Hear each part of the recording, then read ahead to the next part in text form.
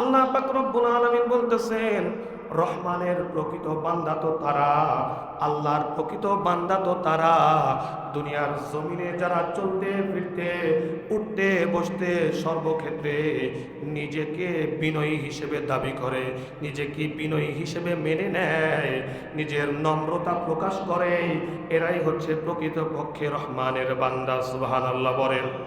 মোহতারাম হাজিরিন, একটু ভালো করে বুঝবার চেষ্টা করবেন।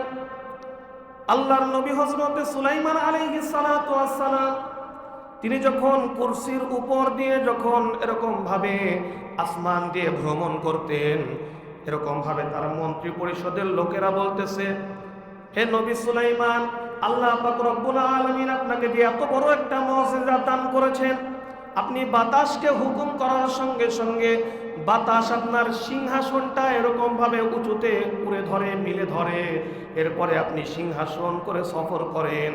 কিন্তু আমরা একটা বিষয় লক্ষ্য করেছি, আপনি যত সময় পর্যন্ত এই সিংহাসনে ভ্রমণ করেন, এক জায়গা থেকে অন্য জায়গায় সফর করেন, আপনার মাথাটা দেখি এরকম ভাবে নিচু করে রেখে দেন, কারণটা কি?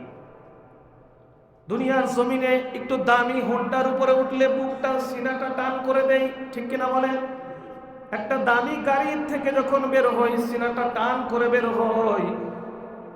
সুলাইমান আলাইহিস সালাতু ওয়াস সালামকে যে রব্বে কারীম এত বড় একটা নিয়ামত দান করলেন, সামান্য কোনো গাড়ি না, যে কুরসির উপর করে সিংহাসনের উপর করে বাতাসের মধ্যে দিয়ে ভ্রমণ করতেন, কিন্তু মাথাটা কেন নিচু? মন্ত্রী পরিষদের লোকেরা বলতেছে, আল্লাহর নবীর কারণটা কি?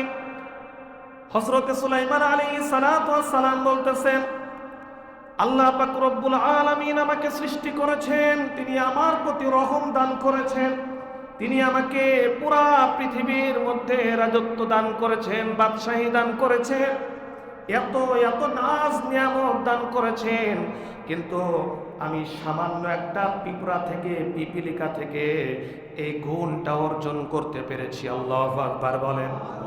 সামান্য একটা পিঁপড়া থেকে, সামান্য একটা পিঁপড়া। মন্ত্রী পরিষদের লোকেরা বলতেছে, সুলাইমান, ও আল্লাহর নবী পিঁপড়ার থেকে আবার কেমনে শিক্ষা গ্রহণ করে?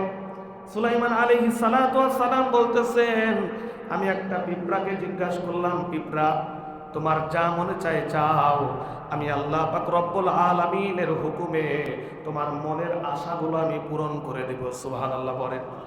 যেহেতু আল্লাহ আমারে এত বড় একটা রাজত্ব দান করেছেন, তো সুলাইমান আলাইহিস সালাতু ওয়াস সালাম পিঁপড়ার সঙ্গে কথোপকথন করতেছেন আর বলতেছেন যে, পিঁপড়া কি চায়, মনে চায় বলো, আমার কাছে চাও, আমি দিয়ে দিব।